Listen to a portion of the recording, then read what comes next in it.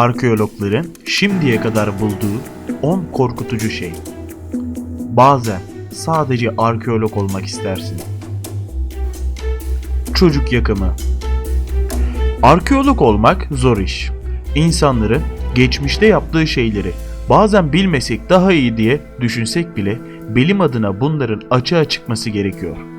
Ve insanoğlunun oldukça vahşi bir geçmişi var. Mesela videodaki fotoğrafta Alaska'da çekilmiş. Arkeologlar görünen çukurlarda yanan çocuk cesetlerini bulmuşlar. Cesetler nereden bakarsanız 11.500 yıl önceden kalma. Yamyam saldırısının kalıntıları.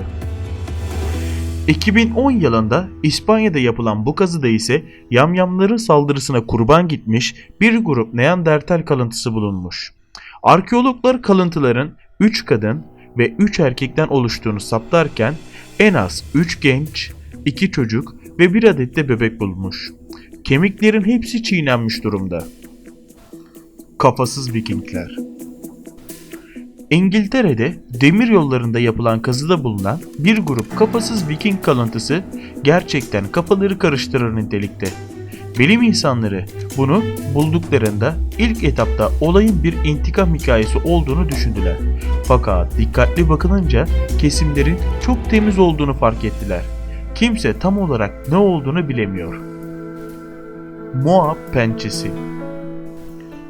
1986 yılında Yeni Zelanda'nın Owen dağlarında bulunan mağaralarda arkeologlar oldukça korkutucu bir pençe ile karşılaştı.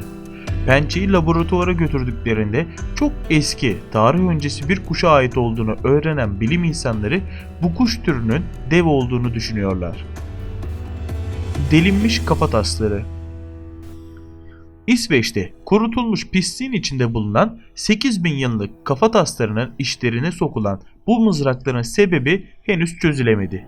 İşin kötüsü bir kafatasının içinde kırılmış bir başka kafatası daha var. Gubrella adamı. İngiltere'de bulunan Gubrella Man şu ana kadar bulunmuş en sağlam mumya. Saçları, tırnakları ve geriye kalan her şeyiyle birlikte kurbandan fazlası olan bu ceset araştırmacılara göre bir tanrıya kurban edilmiş olabilir. Venedik vampiri. Geçmişte insanların sevdiklerinin vampir olarak geri gelecek olması gayet insanların inandığı bir şeydi. Bu yüzden bu gerçekleşmesin diye insanlar pek çok önlem alırdı.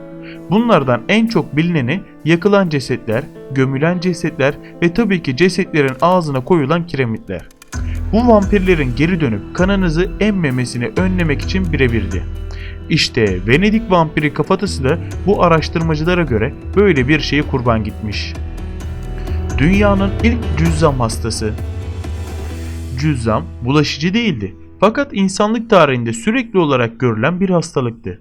Hindistan'da yapılan bir kazıda bulunan bu 4000 yıllık kalıntı ise dünyanın ilk cüzzam hastası olarak biliniyor. Hindu geleneklerine göre cesetler yakıldığından bu kalıntıların hala duruyor olması onun toplumdan dışlanmış bir kişi olduğunu gösteriyor. Bebek kemikleri. Arkeologlar İsrail'de eski bir Roma hamamını incelerken hamamın dibinde binlerce bebeğin kemiğini buldular. Bu çocukların neden sulara ve lağımlara atıldığı bilinmiyor. Fakat umuyoruz ki atılanlar canlı değil, ölü bebeklerdir. Antik kimyasal savaş. 2000 yıl önce bir Suriye şehri olan Dura'yı Romalılar kontrol ediyordu. Pers İmparatorluğu şehri işgal etmek istediğinde ise kapılar yerine tünellerden geçmeyi tercih etti. Romalılar tünelleri açarak Perslileri durdurmaya çalıştı. Ama bunu gören Persliler kimyasal silahlarla tüneli doldurduklarından Romalıları yenmeyi başardı. Kullanılan silah Romalıların ciğerlerini asite dönüştürdü ve hepsini öldürdü.